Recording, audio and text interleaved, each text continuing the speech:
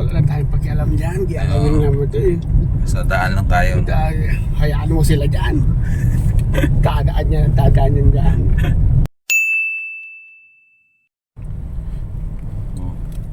Ito na kami sa ginagawang viaduct ng Lopez Quezon. Time check 4:52 AM. 4:52. Laki ng poste yan. Ayan. Pag natapos to, Skyways. wala nang stranded sa biyahe. Kasi pwede na sa taas kahit bumaba yung ilalim.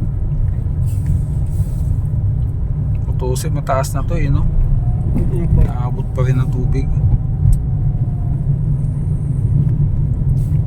Tapos ito yung yan, bypass entrance exit ng bypass. Tingin ko parang ang lalayo ng ang lalayo ng poste Ayan po. Wala ka yan. Saan na may kasapat na naman na 50 to 40 meters Opo. 30. Hindi kaya mag 50 meters. Bagay malalaki naman yung poste niya yun.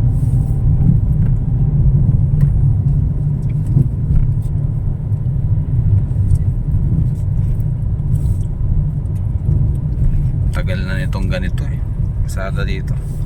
Bagay hindi na rin talaga iayos yung dahil ginagawa pa itong taas Wala na tayong pakialam dyan. Giyalawin nga mo ito eh. Sa daan lang tayo. Hayaan mo sila dyan. Dadaan yan dyan.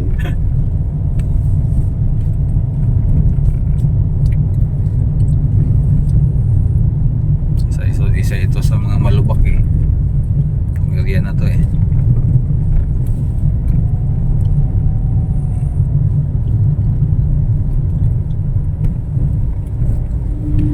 pagalingan na lang ng patintero.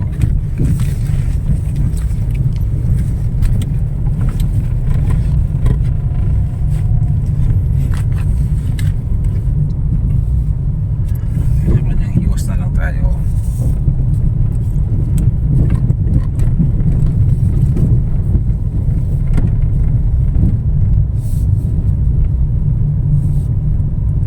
Dami-dami na pala yung poste na itayo.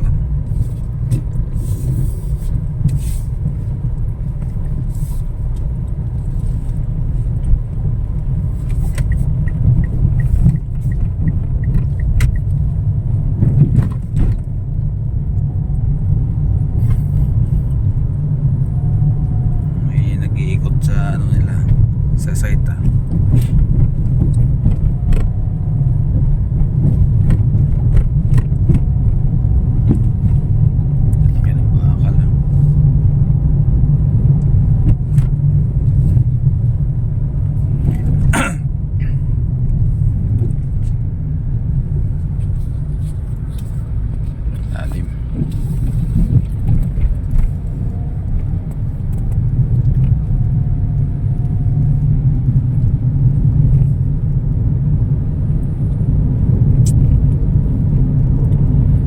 ito na yung pinakamahabang viaduct ng Quezon.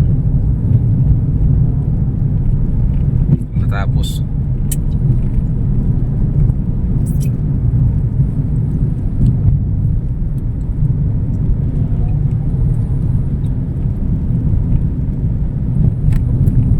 survive yung antok.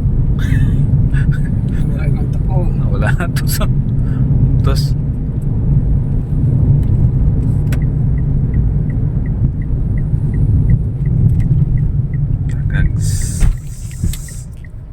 Taas yun kanto.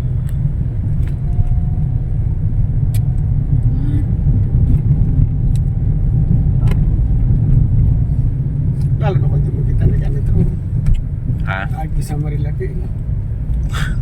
Ang makina kanina yung IED ron. Hindi ka pa sa Marilaki yan. Parehas lang pala hindi. Traffic ka pa rin. May pa rin ano. Ako yung kanta, ito may isang oras limpiat na yun. Malaking bagay isang oras na yun. Malaya na yung takbo natin. No? Ayun po.